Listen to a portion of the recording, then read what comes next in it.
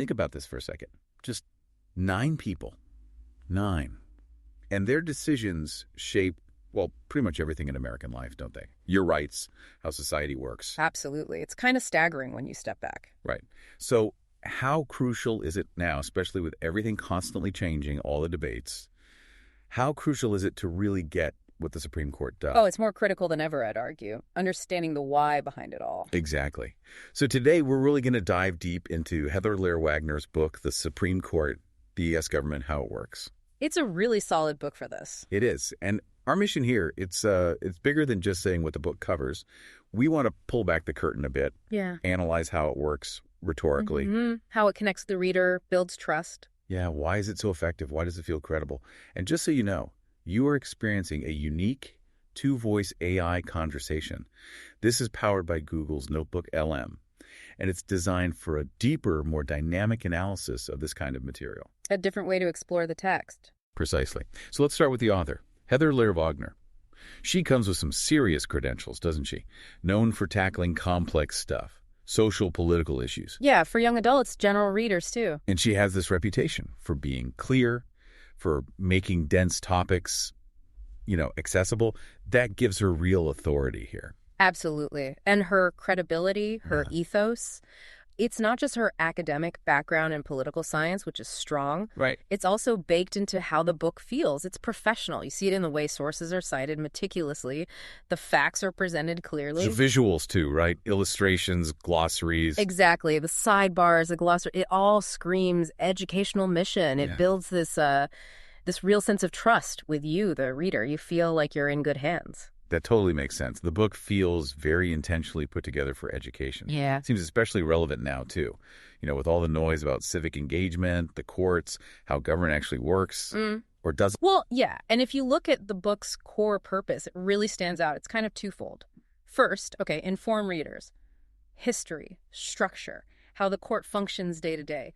Basic, but essential. The nuts and bolts. The nuts and bolts. But second, and maybe more importantly, it wants to illuminate the court's impact. It's a profound impact on American law, sure, but also society. How so? How does it show that? Well, take Marbury v. Marrison, 1803. Seems like just an old case about an appointment, right? Yeah, pretty dry on the surface. But the book unpacks how that case established judicial review, this massive power the court has to interpret laws, even strike them down. It shows how that wasn't just a legal detail. It fundamentally shifted the balance of power. And it connects those decisions to the bigger cultural, political conversations happening now. That's vital for anyone wanting to be an engaged citizen. So who's the main target here? I'm getting middle school, high school students, maybe. Teachers. Yeah, primarily. Students, teachers, general readers who need that clear foundation. Okay.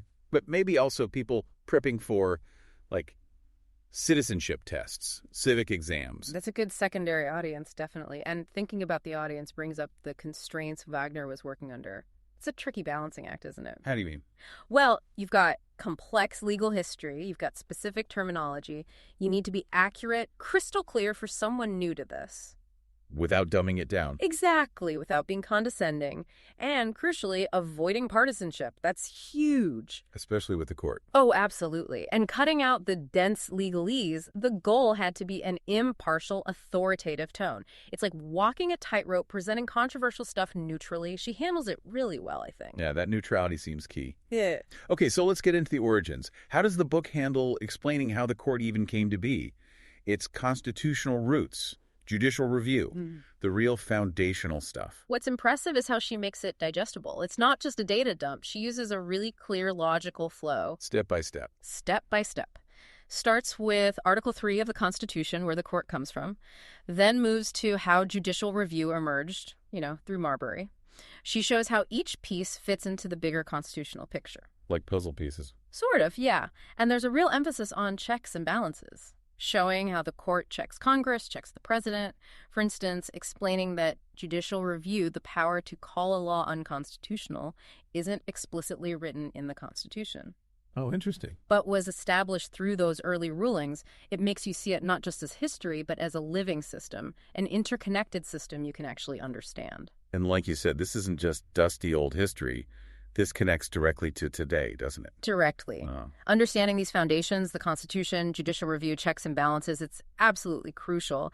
It's how you grasp the court's ongoing authority, why its decisions still resonate and shape your life right now. Your rights, the laws you live under. Everything. It all traces back to these foundational principles. Okay, this is where it gets really fascinating for me, the landmark cases.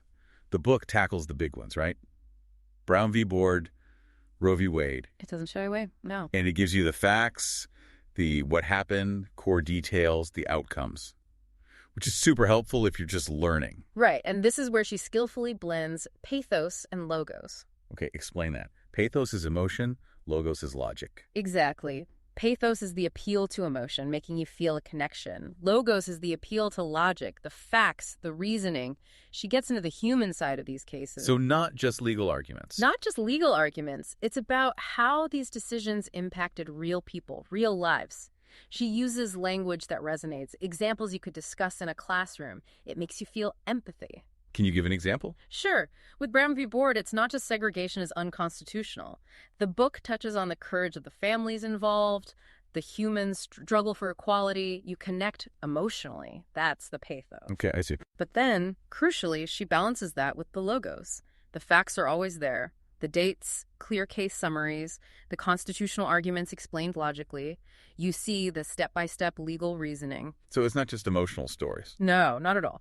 And when dealing with really controversial stuff, like Roe, the book maintains this careful neutrality. It focuses on how the court interpreted the law, the reasoning process. Rather than saying if the outcome was good or bad politically. Precisely. It helps you understand the process of legal interpretation, which is maybe more important for education than taking a side. So understanding these cases, it's not just about knowing history. Not at all. These decisions, even ones from decades ago, they're not footnotes. They actively shape American law today. They shape our national identity. They shape your personal liberties.